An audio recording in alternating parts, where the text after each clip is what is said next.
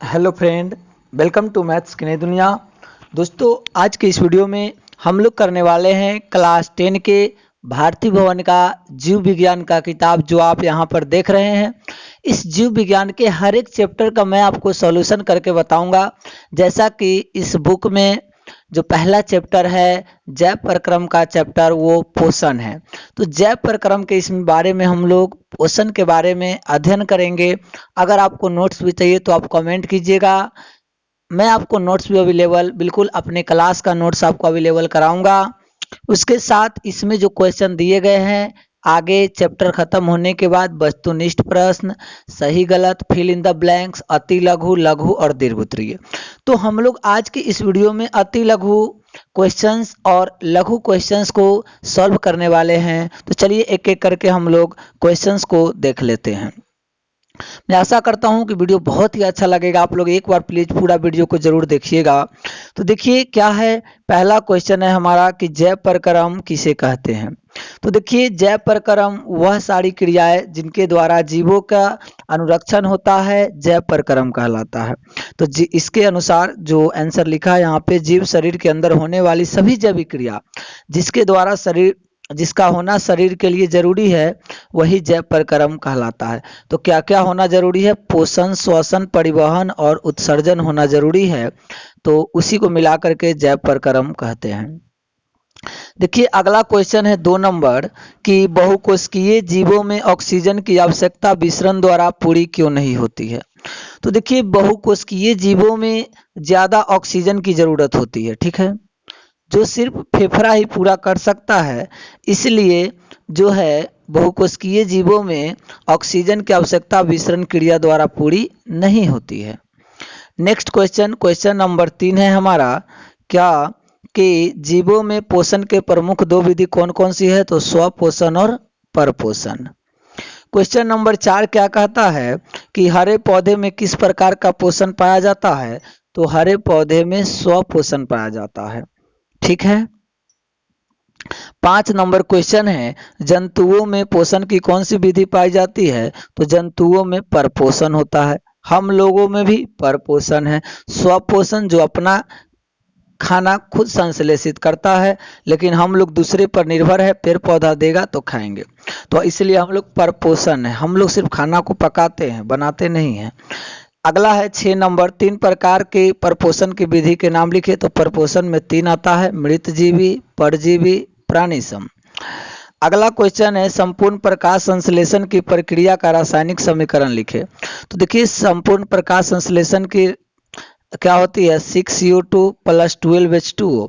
एक तीर का निशान दीजिएगा, ऊपर सूर्य प्रकाश, नीचा क्लोरोफिल लिखिएगा। इसके आगे ग्लूकोज बनाइएगा, C6H12O6 plus 6H2O plus 6O2। और एक बात मैं आपको बता दूं, ये जो ऑक्सीजन जो रिलीज हुआ है प्रकाश संश्लेषण की क्रिया में, ये पानी के टूटने से रिलीज होता है। इस बात को आप लोग ध्यान रखिएगा। 8 नंबर क्वेश्चन है कि प्रकाश संश्लेषण की प्रक्रिया में उत्पाद के रूप में क्या बनता है, मतलब उत्पाद के रूप में क्या निकलता है। तो जल और ऑक्सीजन। नेक्स्ट क्वेश्चन है 9 नंबर, प्रकाश संश्लेषण की प्रक्रिया क्लोरोप्लास्ट में ही होती है, ऐसा क्यों।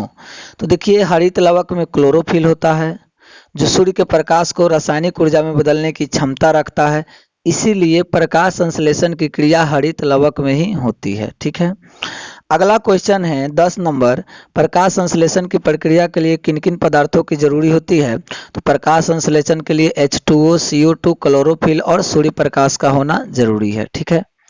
चलिए 11 नंबर क्वेश्चन देखते हैं कि प्रकाश संश्लेषण की प्रक्रिया में CO2 कहाँ से लेते हैं। तो CO2 प्रकाश संश्लेषण की प्रक्रिया वायुमंडल से पूरा करती है CO2 गैस, ठीक है। अगला क्वेश्चन है 12 नंबर, कवक और जीवाणुओं में प्रकाश संश्लेषण की प्रक्रिया क्यों नहीं हो पाती है। तो देखिए क्योंकि इसमें क्लोरोफिल होता ही नहीं है, इसीलिए इसमें प्रकाश संश्लेषण की प्रक्रिया नहीं हो पाती है।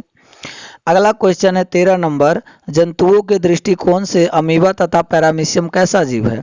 तो देखिए अमीबा तथा पैरामीशियम एक कोशिकीय जीव है, लेकिन पोषण की दृष्टि से ये प्राणी सम है और इसी प्राणी सम में हम लोग भी आते हैं।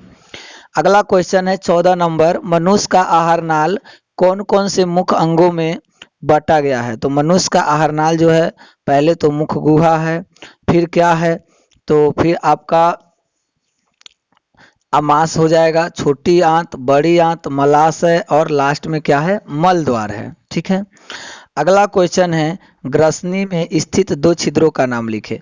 तो देखिए ग्रसनी जो यहाँ पर है हम लोग के मुंह के पीछे, वहां पे दो छिद्र है, एक निगल द्वार जिससे खाना जाता है और एक कंठ द्वार जिससे हम लोग श्वास लेते हैं।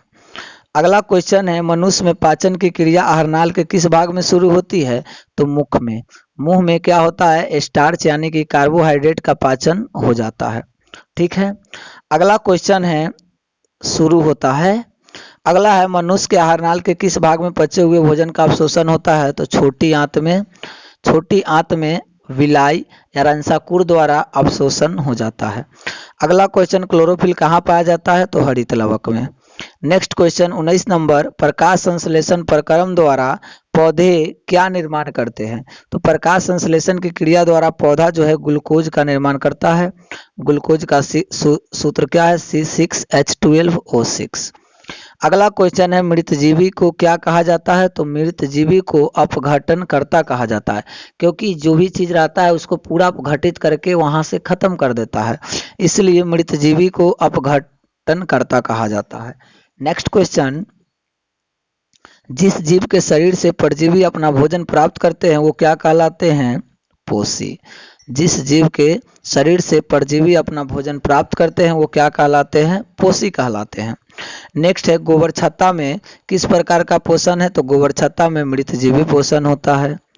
अगला क्वेश्चन है पत्तियों का कौन सा अंग CO2 युक्त वायु का प्रवेश द्वार है, तो देखिए CO2 युक्त वायु का प्रवेश द्वार है वो पत्ती का पूछा है, तो पत्ती में जो छोटे छोटे छिद्र होता है जिसको रंध्र कहते हैं, इंग्लिश में स्टोमाटा कहते हैं।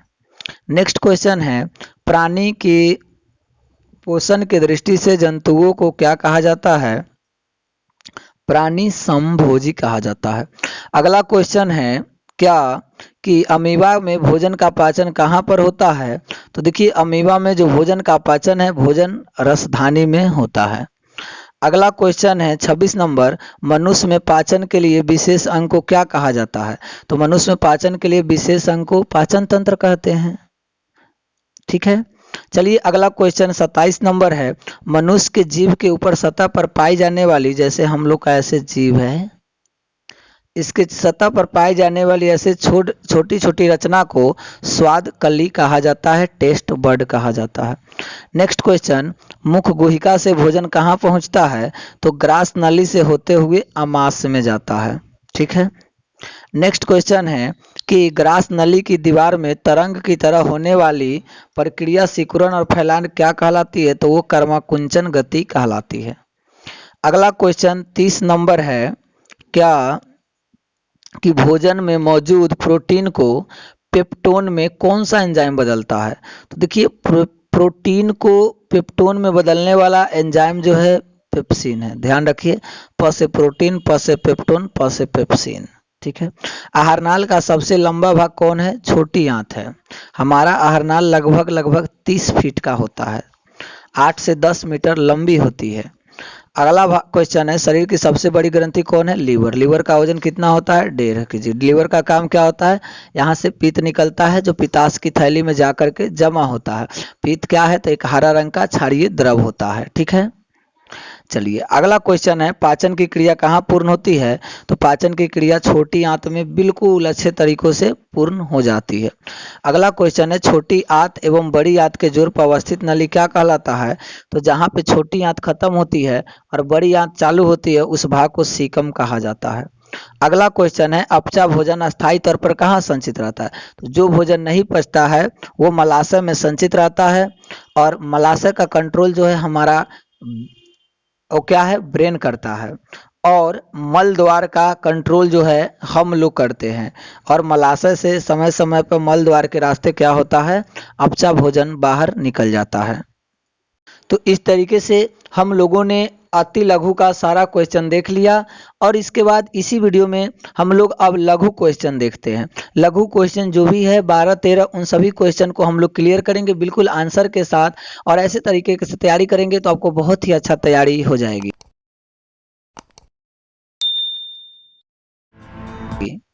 देखिए लघु का पहला जो क्वेश्चन है वो क्वेश्चन क्या कहता है कि जीवों के लिए पोषण क्यों जरूरी है।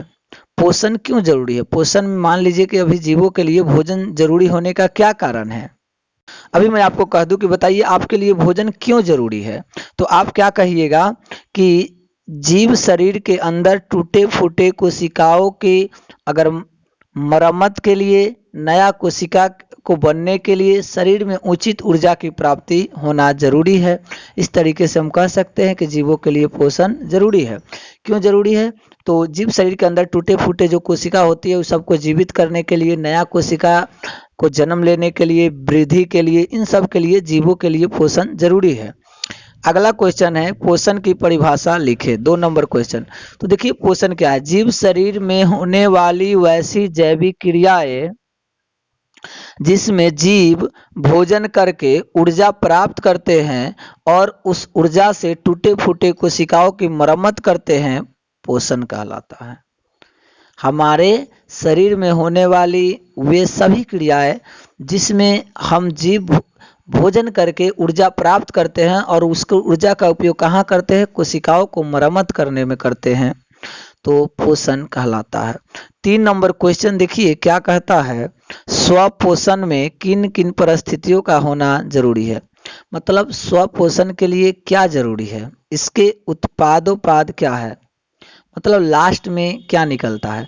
तो देखिए स्वपोषण के लिए पौधे को सूर्य का प्रकाश होना, जल होना, CO2 होना, क्लोरोफिल का होना जरूरी है, क्योंकि यह पौधे के लिए कच्चे पोषक पदार्थ का काम करता है और उत्पाद के रूप में क्या निकलता है, तो प्रकाश संश्लेषण की प्रक्रिया में उत्पाद के रूप में O2 और जल निकलता है। ठीक है, चलिए अगला क्वेश्चन है कि परपोषण से आप क्या समझते हैं। तो पोषण की वैसी विधि जिसमें कोई जीव अपनी सारी आवश्यकता को पूरा करने के लिए प्रत्यक्ष या अप्रत्यक्ष रूप से दूसरे पर आश्रित रहते हैं, पोषण की ऐसी विधि परपोषण कहलाता है। परपोषण में भी 3 होता है जो मैंने अभी आपको अतुल लघु में बताया था।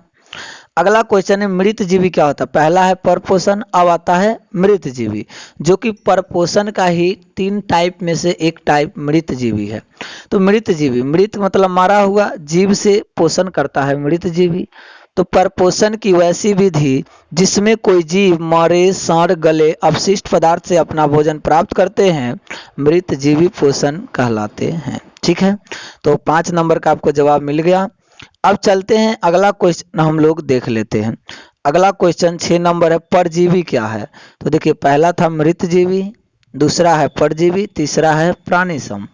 तो अब है परजीवी पोषण क्या है। तो देखिए परपोषण की वैसी विधि जिसमें कोई जीव अपनी सारी आवश्यकताओं को पूरा करने के लिए दूसरे शरीर पर भीतर निर्भर रहकर, ध्यान रखिएगा, दूसरे शरीर के भीतर रहकर अपनी जीवन की सारी आवश्यकता को पूरा करता है, परजीवी कहलाता है। क्या कहलाता है, परजीवी कहलाता है। ठीक है, चलिए अब अगला क्वेश्चन देख लेते हैं, प्राणिसम क्या है। तो देखिए प्राणिसम जीव परपोषण की वैसी विधि जिसमें कोई जीव ठोस या द्रव रूप में अपना भोजन ग्रहण करने की विधि द्वारा ग्रहण करता है, प्राणिसम कहलाता है। जैसे ठोस या द्रव में हम लोग ग्रहण करते हैं तो इसे प्राणिसम पोषी जीव कहा जाता है। प्रकाश संश्लेषण से आप क्या समझते हैं। तो हरे पौधे में होने वाली वैसी जैविक रासायनिक अभिक्रिया जिसमें पौधे मिट्टी से जल एवं खनिज लवण लेकर वायुमंडल से CO2 ग्रहण करता है और सूर्य की प्रकाश की उपस्थिति में क्लोरोफिल की सहायता से पत्ती अपना भोजन खुद बना लेती है, यही प्रक्रिया तो प्रकाश संश्लेषण है। ठीक है, अगला है पत्तियों को प्रकाश संश्लेषण अंग क्यों कहा जाता है। बहुत ही अच्छा क्वेश्चन है। तो देखिए पौधे के पत्ती में वह विशेष अंग है जिसमें क्लोरोफिल बहुत मात्रा में पाया जाता है। अब पत्ती का रंध्र गैसीय विनिमय का काम कर लेता है और जाइलम और फ्लोएम पत्ती में कुछ ज्यादा ही सक्रिय रहते हैं। जाइलम और फ्लोएम उत्तक है जो पेड़ पौधों में पाया जाता है, इसी कारण पत्तियों को प्रकाश संश्लेषण अंगक कहा जाता है। 10 नंबर क्वेश्चन है, भोजन को पाचन से आप क्या समझते हैं। तो देखिए जब जीव भोजन करता है तब शरीर के अंदर जाकर विभिन्न प्रकार के एंजाइम की सहायता से छोटे छोटे टुकड़ों में टूट जाता है, और कायम जैसा बना देता है, फिर कायल बनता है। इस प्रकार भोजन के पचने की क्रिया को भोजन का पाचन कहा जाता है। मतलब भोजन के पाचन का है, जब हम भोजन करते हैं तो शरीर के अंदर जाकर विभिन्न एंजाइमों की सहायता से छोटे छोटे टुकड़ों में टूट जाता है। टूटने के बाद हमको क्या मिलता है, वो उसका अवशोषण हो जाता है। इसमें कायम कायल भी कहीं कहीं कहलाता है। तो इस प्रोसेस को भोजन का पाचन हम लोग कहते हैं। अगला है, मनुष्य के मुख गुहा में कितनी जोड़ी लार ग्रंथि पाई जाती है, तो 3 जोड़ी। पैरोटिड, सब मंडिबुलर, सब लिंगुअल। ठीक है।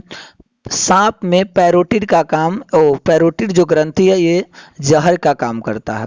आकार में देखिए तो सबसे छोटा पैरोटिड ग्लैंड ही होती है। ठीक है।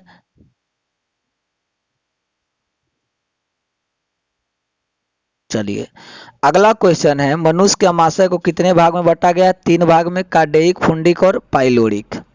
नेक्स्ट क्वेश्चन है, मनुष्य की छोटी आंत की लंबाई कितनी होती है? छोटी आंत में भी 3 भाग है। तो मनुष्य की छोटी आंत की लंबाई होती है 6 मीटर, सॉरी 6 मीटर या 22 फुट होती है। और इसके 3 भाग है, ग्रेहनी, जेजुनम और इलियम। लेकिन आमाश का 3 भाग कौन सा है? कार्डियक, फुंडिक और पाइलेरिक। तो इस तरीके से आपका लघु और अति लघु का दोनों का क्वेश्चन खत्म हुआ। मैं ऐसा करता हूं कि आपको वीडियो समझ में आया होगा, सारे क्वेश्चन का आप आंसर लिख लिए होंगे। और वीडियो अच्छा लगा होगा तो लाइक कीजिए, चैनल को सब्सक्राइब कीजिए, दोस्तों को शेयर कीजिए। जो भी दिक्कत हो 10th क्लास से रिलेटेड, किसी भी चीज़ से रिलेटेड, आप एक बार